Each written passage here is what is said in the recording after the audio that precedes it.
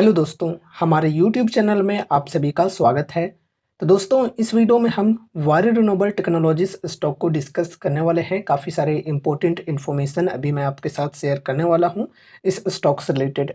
देखो गाइज, इस स्टॉक में 50% से प्लस की गिरावट आने के बाद स्टॉक के अंदर पिछले कुछ दिनों में हमें काफ़ी बेहतरीन तेज़ी देखने को मिली थी, लेकिन अब वापस से इस रेजिस्टेंस से बिकवाली चालू हो गई और अभी ये जो स्टॉक है अपने 1718 की जो सपोर्ट है इसके पास ही ट्रेड कर रही है।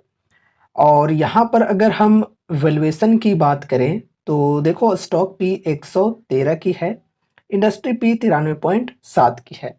तो देखो, इंडस्ट्री ही ये जो है ये महंगा है। इंडस्ट्री पी देख सकते हो 93.7 की है। तो इंडस्ट्री पी के कंपैरिजन में स्टॉक पी की बात करें तो थोड़ा सा ज़्यादा है, बहुत ज़्यादा नहीं है। लेकिन अगर हम यहाँ पर मीडियन पी के साथ स्टॉक पी को कंपेयर करें तो डेफिनेटली स्टॉक की पी काफ़ी ज़्यादा है। तो उस हिसाब से वैल्यूएशन को एक्सपेंसिव यहाँ पर माना जा सकता है। पीजी रेशियो की बात करें तो ये चलो बढ़िया है। पीजी रेशियो के अकॉर्डिंग स्टॉक अंडर वैल्यूड है, लेकिन पी रेशियो के अकॉर्डिंग स्टॉक अभी भी एक्सपेंसिव है। जबकि अभी यहाँ पर करेक्शन की बात करें तो अभी भी 40% के अप्रोक्स करेक्शन में है ये स्टॉक। ठीक है। एंड यहाँ पर देखो, एसएम लिस्ट की बात करें तो ये जो स्टॉक है फिलहाल लॉन्ग टर्म एसएम स्टेज 4 में है।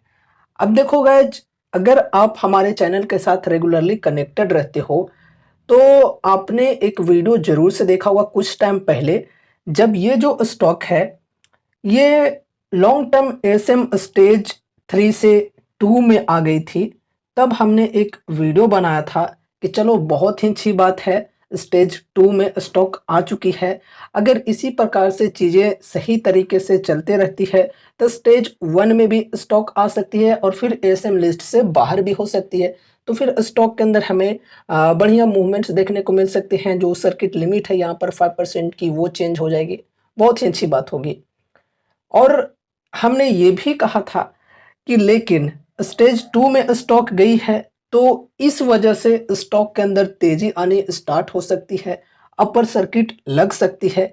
अब देखो, 2-3 दिन तक अगर अपर सर्किट लगी तो चलो ठीक है, लेकिन उससे ज़्यादा अनएक्सपेक्टेड तेजी अगर स्टॉक में आ गई, अनएक्सपेक्टेड अपर सर्किट लगने स्टार्ट हो गए अगर स्टॉक में, तो फिर वो चीज़ें सही नहीं हो सकती है स्टॉक के लिए भी और इन्वेस्टर्स के लिए भी। अगर अनएक्सपेक्टेड तेजी स्टार्ट हो जाती है तो वापस से स्टेज 2 में ये स्टॉक गया है तो स्टेज 1 में ना जाकर ये फिर से स्टेज 3-4 में चला जा सकता है। और वही चीज़ें हुई भी है, यहाँ पर देख सकते हो। ये जो स्टॉक है स्टेज 2 में गई थी 13 सितंबर 2024 को, लेकिन कितना समय दिया स्टेज 2 में देख सकते हो। 13 को गई और 19 को एग्जिट हो गई, 19 को एंट्री हो गई स्टेज 4 में वापस से। तो रिस्ट्रिक्शन यहाँ पर वापस से बढ़ गया है ना। तो वही चीजें यहाँ पर देखने को मिली। हमने कहा भी था कि यार अनएक्सपेक्टेड तेजी अगर आ जाती है, लगातार अपर सर्किट लगने स्टार्ट हो जाते हैं स्टॉक के अंदर, तो वही चीजें देखने को फिर से मिल सकती है, फिर से स्टेज 4 तक जा सकता है। और वही चीजें यहाँ पर हुई भी है। हमने कहा था, ऐसा नहीं है यार, कुछ लोग कमेंट करते हैं, कहते हैं कि पहले से लोग कहते नहीं हैं और जब कुछ हो जाए तो कहते हैं हमने कहा था। दोस्तों, मैंने वाकई में कहा था यार। अगर आपको विश्वास ना हो तो आई बटन पर और एंड स्क्रीन पर वीडियो दे दूंगा, वो जरूर से देख लेना। ठीक है। जब स्टॉक स्टेज 2 में गई थी और यहाँ पर स्टॉक की जो प्राइस थी लगभग 50% के डिस्काउंट के आसपास थी, तो उस टाइम बोला था। और वही चीजें यहाँ पर देखो हो रही है, फिर से रिस्ट्रिक्शन यहाँ पर बढ़ गई है स्टॉक के अंदर और यहाँ पर देखो गिरावटें चालू हो गई है। ट्रैप भी इस स्टॉक के अंदर काफी ज्यादा होता है ऑपरेटर्स का। लेकिन दोस्तों देखो, कंपनी फंडामेंटली स्ट्रांग है। Fundamentals, sales growth, profit growth, इन चीजों को देखकर अगर आप चलते हो तो चलो ठीक है लॉन्ग टर्म के लिए, लेकिन हाँ, लिमिटेड अमाउंट के साथ चलने के लिए ठीक है। ऐसा ना हो कि बहुत ही ज्यादा अमाउंट्स यहाँ पर लगा दिए। लॉन्ग टर्म के लिए कंपनी बढ़िया है, लॉन्ग टर्म के लिए स्मॉल कैपिटल के साथ रिस्क लिया जा सकता है। अब देखो यहाँ पर क्या हुआ, तेजी आनी स्टार्ट हुई जो एसएम लिस्ट वाली खबर आई इसके बाद, और वारी एनर्जीज की आईपीओ वाली न्यूज आई इसके बाद, तो बढ़िया तेजी आई। लोगों को लगने लगा कि अब यहाँ पर तेजी स्टार्ट हो गई है। लोगों ने मतलब हाई पर फिर से बाइंग करना स्टार्ट कर दिया, और फिर देखो यहाँ पर ट्रैप हो गए। ऑपरेटर्स ने यहाँ पर बेचना चालू कर दिया रेजिस्टेंस के लेवल से, ठीक है। जिन्होंने यहाँ पर बाइंग किए होंगे उनको बढ़िया प्रॉफिट हुए होंगे, और वो यहाँ पर प्रॉफिट बुक किए होंगे, तो स्टॉक के अंदर गिरावटें चालू हो गई।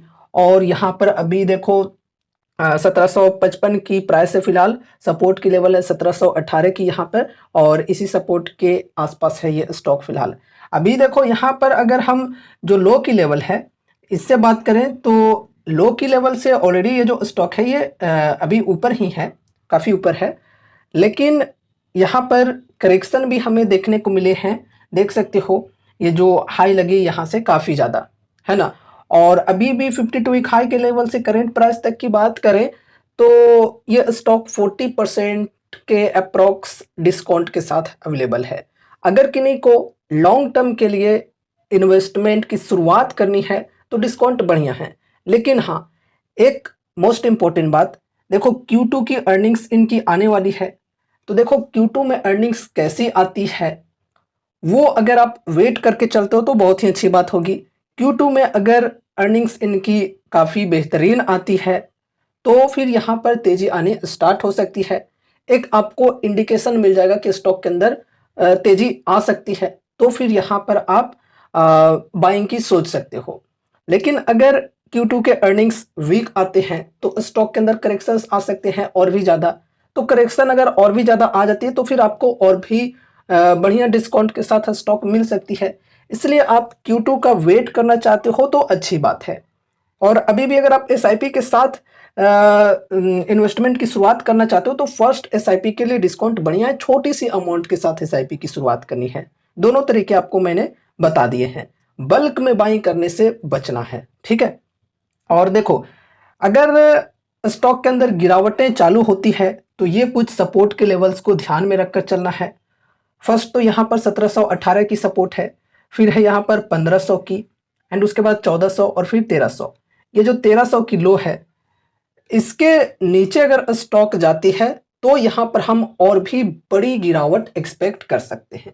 इससे नीचे कब स्टॉक जा सकती है, अगर इनके Q2 के अर्निंग्स वीक आ जाते हैं काफ़ी, तो फिर यहाँ पर उतनी बड़ी हम गिरावट एक्सपेक्ट कर सकते हैं। इसलिए मैं कह रहा हूँ कि अगर आप पेशेंस के साथ Q2 का वेट करना चाहते हो तो वेट कर सकते हो, एंड उसके बाद ही कोई डिसीजंस लेना चाहो तो ले सकते हो। अगर तेजी स्टार्ट हो जाएगी, Q2 के अर्निंग्स बढ़िया आएंगे, तो फिर देखो अपर सर्किट भी लग सकती है, ये भी ध्यान में रखकर चलना।